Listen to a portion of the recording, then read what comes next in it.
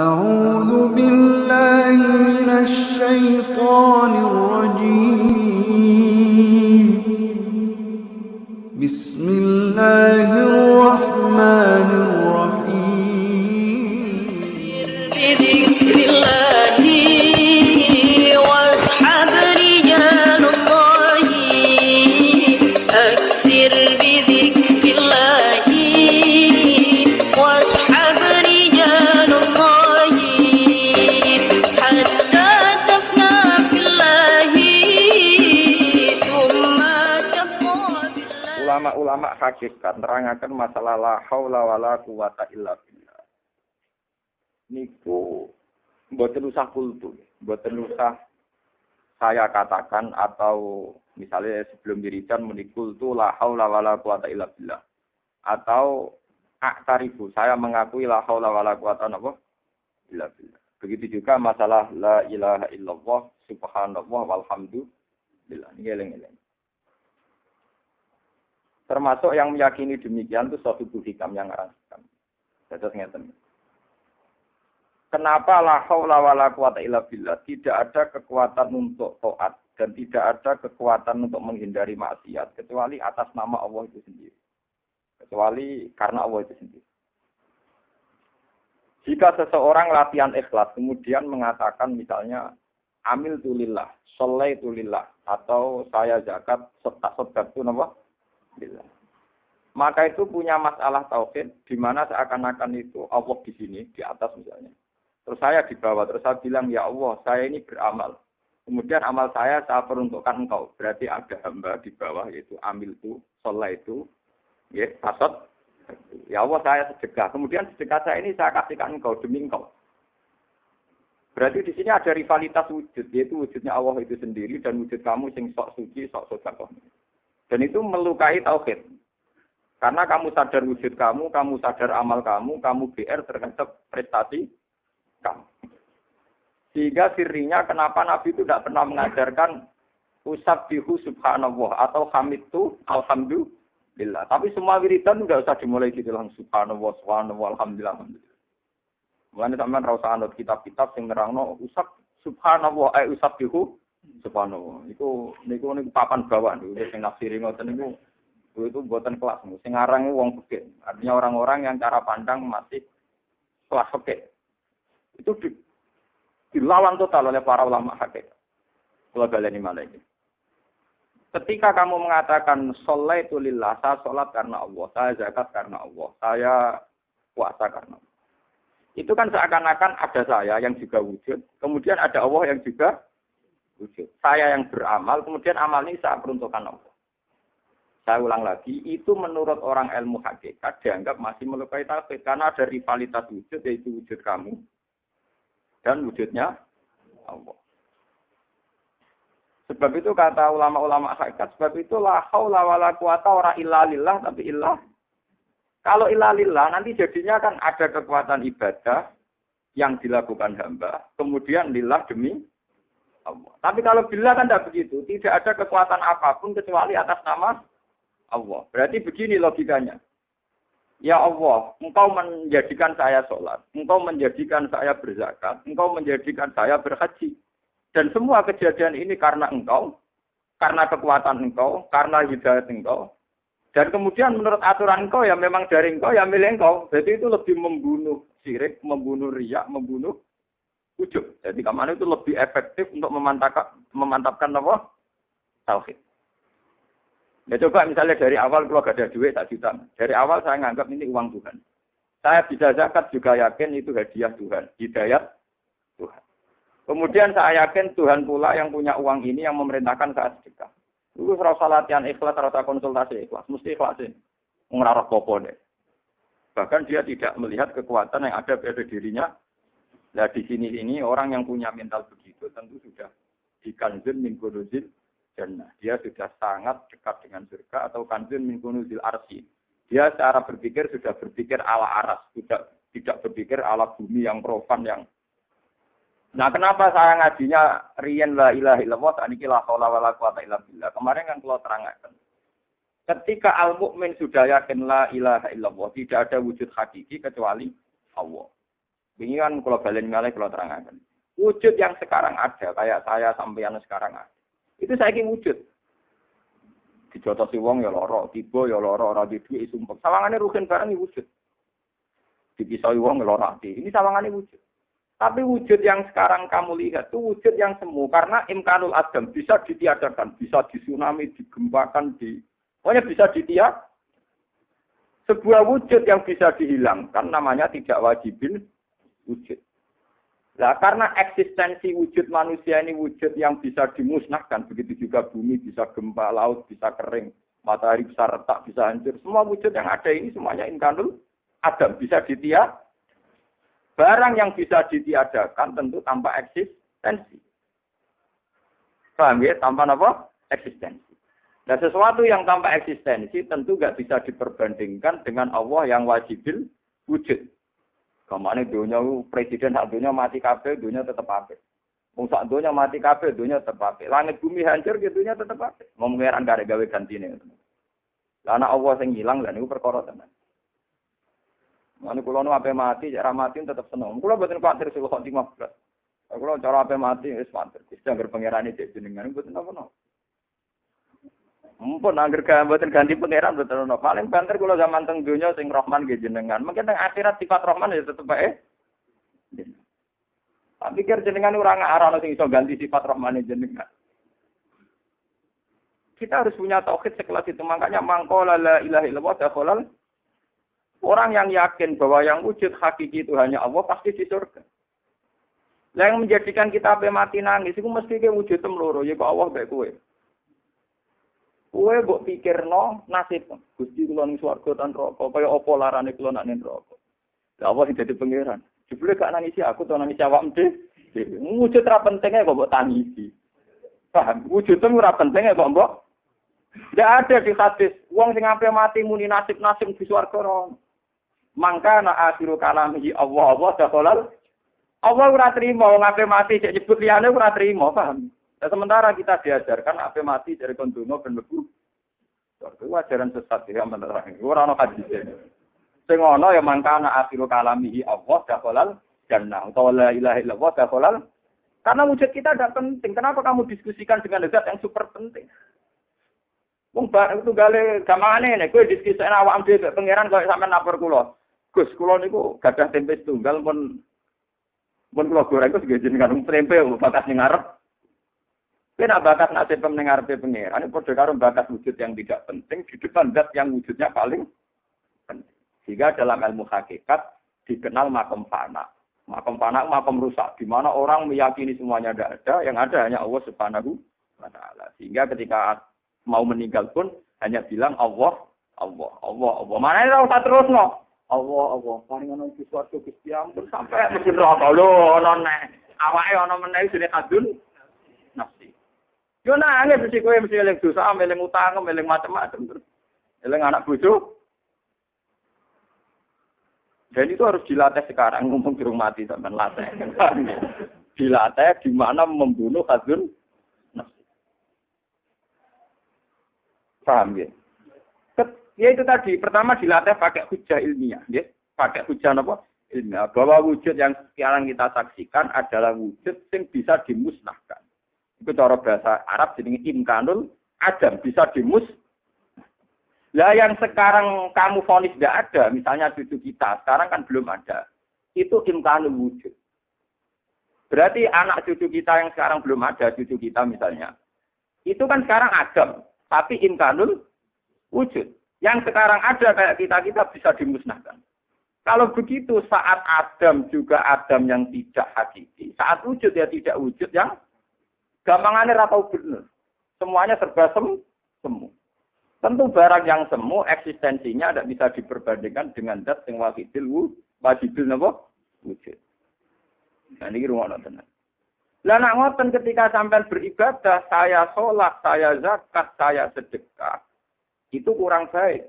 Karena ada saya, ada Allah. Makanya tidak sebaiknya tidak sholaitu lillah, tapi sholaitu billah. Bukan tasaddaqtu lillah, tapi tasaddaqtu billah. Dan itu jenis la haula wala quwata. Niku cara ilmu hakikat. Kula belani malih niku cara ilmu hakikat. Nak cara ilmu fikih, cara ilmu syariat biasa. Yes. Kula sedekah karena Allah Taala. Kula sedekah karena senajan to diguyu-guyu pangeran tapi niku dibenerno cara syariat. Mana cara hikam nak ngenyak ngeten. Fate fatat tubul ajra mimman huwa muhdihi ilaika. Akalem ning ndi. Jadi kamane ngeten. Sale rugen kiri.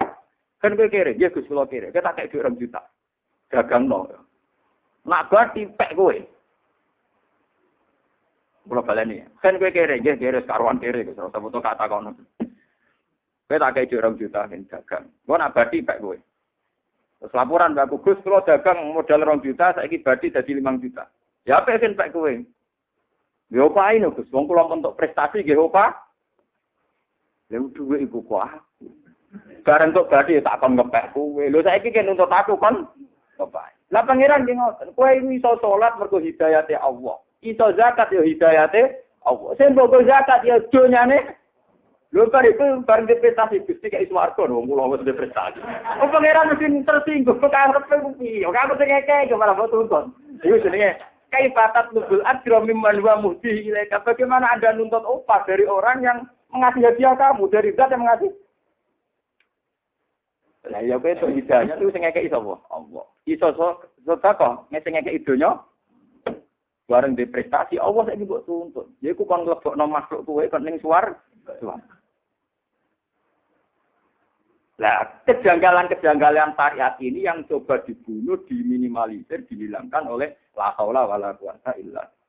Mulane wong nek esuk makom hakikat, gak ngarah gelem medun meneh ning makom syariat. Mergo ngerti klirune syariat. Paham, tapi tetap sholat kan. Orang urusan susah sholat kan. Tetap sholat tapi orang-orang muni sholat lillah tapi mudah pangkat. Kalau sholat bila. Paham ya? Orang tetap sholat ya maksudnya. Nak gue iso zakat ya tetap zakat.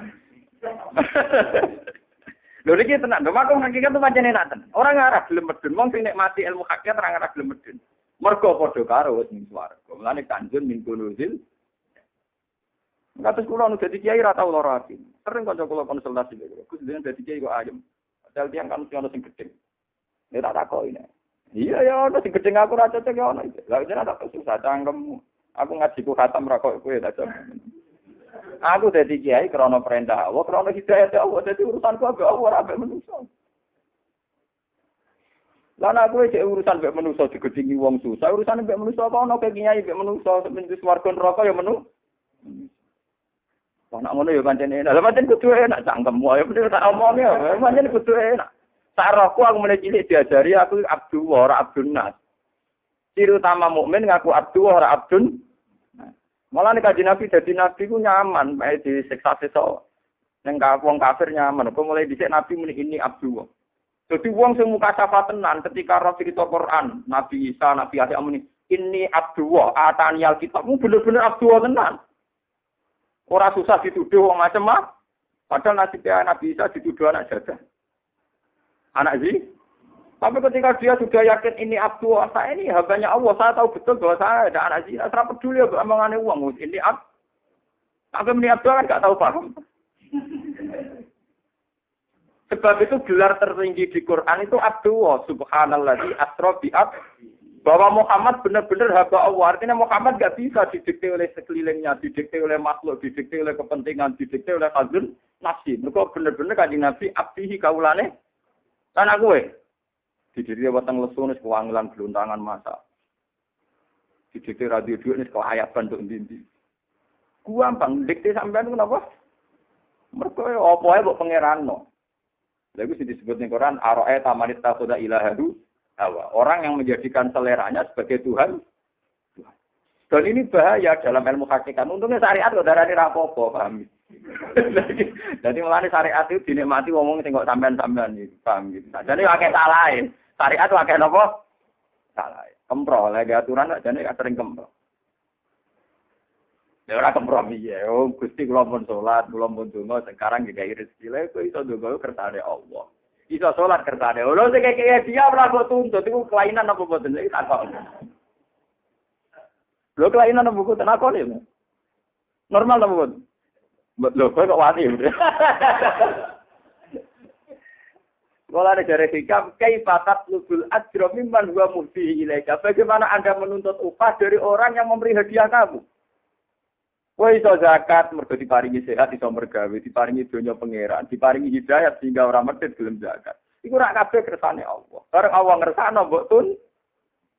Gusti berhubung kula mun zakat sakniki kasih bonus. Iku piye kere ra modal, bareng dimodali malah ngelama. Lah mulane hakikate hakikat wong nek ape mati kon muni Allah Allah tok ora usah mbok terus malah keliru. Ada mbok terus kok ben swarga malah keliru. Mbok terus kok pedhi neraka ya malah. Mulane nek hadis ning akhiru kalami kudu mau Allah Allah tok. Mboten enten luwes kon iki. Lah niku sirine ngoten. Maksudnya kula nerangno sirine. Ben sampean ora jangkal kok Allah Allah tok jangkal nek ora bakat nasibku. Keberatan. Awake ra dibakat itu keberatan. Wah, iya, iya. Karepe njuk bakat. Lah yang wujude ora penting kok njuk bakat. Gak terima nek ora dibakat napa? Niki tenan wonten hadis e, malah nek hadis-hadis sing mlebu swarga niku wong sing akhirul kalami Allah. Yo tok ngono tok lho ya, ora ono liyane lho nggih. Ora kok diterusno. Sampeyan wani kira-kira ape mati ora terbit di swarga wani kan. Kawani, awak syariat kawani. Gak ada nyali. Mergo pikirane apa tok aja maksudnya terus. Aku ini bisa kok bingung tentang pemikiran. Gak ada nyali ya, gak ada nyali. Aku yakin rai-rai sampean ada nyali. Wes. Ketara kok nek ngaji kula dilotalate dhewe wani. Lah iku ya baru kae gurune. Tapi nek gak dilatih mursid itu gak kuat. Mula yo ning Bojonegoro ana mursid itu mun puluhan tahun dadi mursid pun sepuh. Nembe wingi wae. Iku ngakoni. Terus kula dadi mursid selawase tapi nyaman bae wae dikasih jenengan. Berarti kula murside mursid ta. Lho tujuan kula mboten krana sombong, kula yakin ilmu sinten kula ilmu guyonan. Allah maringi aku ngalim, dadi maringi aku mulang. Dadi kula niku ning donya ilmu guyonan tok lak ipun. Bala kurte hakikat di Allah tok. Dadi guyonan kula iki guyonan sufi rumangsam. Mergo zalika bi anna wa wal haqqu wa anna ma yakuna min duni wal batil. Dadi sing Allah iku hak, kabeh liyane Allah hakikate mau batil semu. Pas wujud iso ditiadakan, tak tiada bisa diwujudkan. Jadi profan, semuanya serba tidak jelas. Barang tidak jelas tentu tidak bisa diidam-idamkan di dewa. Tentu yang paling jelas adalah Allah. Mulane nek ape mati, mangka ana akhiru kalami Allah. Tapi itu tadi, saya yakin, wong syariat gak dinyali, pun ngatur. Wong kula balik nek ane wong keran, kula nu yo elek-elek kiai. Ngrono tekaran ngundang kula. Oh, terus harus swarga. Swarga ning jero. Oke, masalah-masalah kula masalah guyonan dunya tak kira Abu Nawas. Dene ape mati kancane Abu Nawas ape mati yo. Titip salam kanggo bapak. Murah ada kalimat neraka.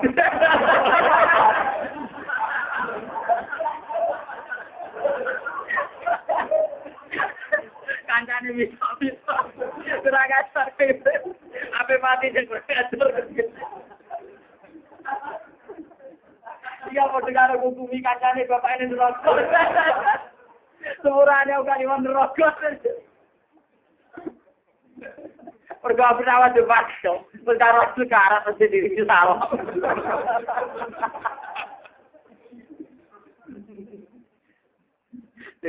Sebenarnya aku nawas murahnya enggak lewat. Artinya aku temu bapak menen rokok. Lho niki cerita ngaji, tapi ilmu hakikat itu gue tengah di mawon. Kalau nyuwun soken gitu, sholat gitu. Tetap poso, kabeh poso gitu tetap napa? Poso. Wae foto tetap foto, nek iso foto. Wong kadang wong melarat tak foto malah susah. Wong kula ditokon nang melarat lagi tak 20, Gus ape foto susah, lha ape foto malah susah.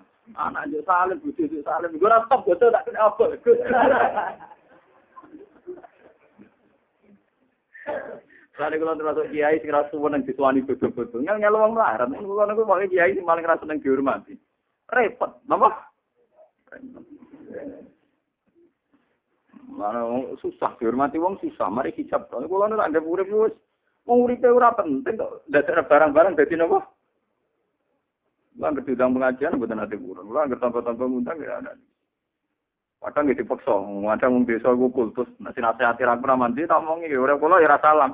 Oleh sampean seneng aku wis ibadah wis nasihatku iku wis gampang.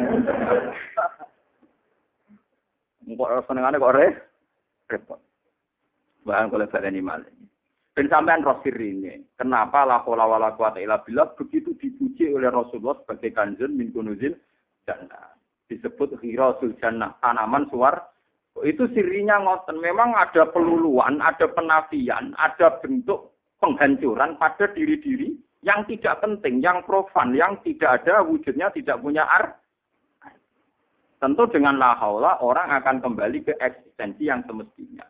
Itu zalika bi anna huwal hak, yang hak nyata wujud itu hanya Allah Subhanahu wa taala. Allah ora usah mbok warai bakal swarga neraka. Itu ora penting. Sehingga sing ana hadis mangqala la ilaha illallah taqalal jannah. Ora ana hadis man daa sapa sing donga kepengin mlebu swarga taqalal. Malah kira-kira ana hadis sapa sing donga-donga njaluk mlebu swarga. Mongko pangeran ngongkon kon gawe swarga dhewe malah kira-kira kira-kira malah ngono. Kira-kira padha-padha ana hadis malah ngono. Kok karep-karepem dhewe kok ngel-ngelo pengen. Ini pentingnya, makanya ketika ulama-ulama kenapa semua wali songo sampai semua wali tidak ada ajaran saya membaca tasbih, saya membaca alhamdulillah langsung subhanallah walhamdulillah wala ilaha illallah wallahu akbar wala haula wala quwata illa. Jadi kita tidak membahas diri kita, ya, tidak mengutarakan tentang diri kita. Ini penting kalau aturakan karena sekarang itu ilmu-ilmu ngeten pun mergo sing kuat sare. Misalnya sing kuat syariat, wong Islam kudu sugih. Nek sugih iso ngamal. Nek ngamal wong Islam dadi gagah. Ngalahno wong kafir. Berarti wong kafir donya nek atine ati syariat sing kuat wae ya ora iso menang. Mergo gampang. Wong Islam kudu sugih. Nek wis sugih gelem zakat. Wong sing mentale kepengin sugih iku mesti dhisik sak miliar jeng ngrasa ora sugih. Ora ana wong seneng sugih sing anggap dhisik sak miliar wis sugih. Jadi akhirnya pas miliar rong pati lomo dene mergo nyangka rong sugih nek ngrasa sugih nek wis rong miliar. Barang miliar yo ngrasa sugih kepengine sugih ora telung. Artine nek atine urung ati dididik, tetep dadine ngono iku. Pomene sing dididik mubalek malah ruwet. Nek kula niku bolak-balik. Santri kula niku kata sing dadi mubalek jan ngajine mbek kula. Niku nate diundang ke kawasan kula, bae kula ora tau teko lah tetep wabil khusus Gus niku guru kula tapi kula yakin mboten dugi. Dene yang ngomong ning podium, kula yakin mboten dugi mergi jambake sering ngomong mbek kula pengajian ngene mboten dugi. Dene ngomong ya jujur. Tapi niku seputi mawon guru kula. Bareng sowan kula tak piso. Maksudnya seputi mawon biasa, amun tak terang Mas. Pengajian ku apik Mas Pak. Jadi pas ngaji maca selawat nasihati wong ku apik. Lah kok Mas Pak sedurunge iku dor-dor kuwi ditarekno dhuwit 5.000 10.000. Lha iku wis disamokno kuwe iku. Lah nek prosese iku ngene iku kowe kira-kira darane apik kabeh.